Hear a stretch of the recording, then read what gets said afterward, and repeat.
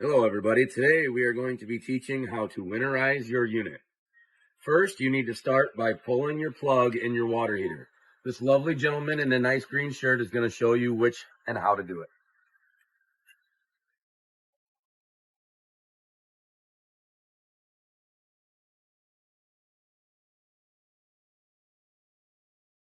This allows all of the water to drain out of your water heater tank to keep the tanks from freezing and cracking during the winter. We next need to move over to your low points and your fresh tank drain.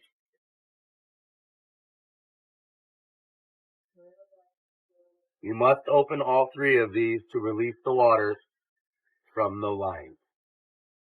So after releasing the water out of your lines at your low points, you need to then move over to your termination for your tanks. You will open this up, you will pull your drains open and release all water from both tanks or waste. The next step in winterizing your camper is finding your access panel for your water heater.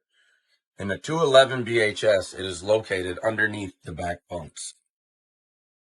Once you get in there, you need to find your water heater bypass valves. You need to turn both of them to make sure that any water or antifreeze that we put through here does not go into the water heater, but just continues to function and run through your water lines. Next step would be closing your low points and your fresh tank valves. After that, we will hook up what we are using to winterize. It is an electric pump. There are multiple different ways to do this. You can use hand pumps, electric pumps, any type of pump you can get your hands on. You will hook this up to your city water connection. With our pump, we primed it to get the antifreeze to run through the line. Now that we are set up to run the actual winterization process, we will go inside and we will open all of the faucets.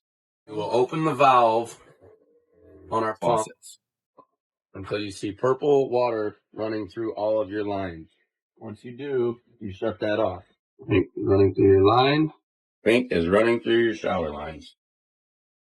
To properly winterize, you need to also remove your battery. Why, Austin? Batteries do not hold juice in cold weather, so you would need to remove them completely, put them in a nice dry location.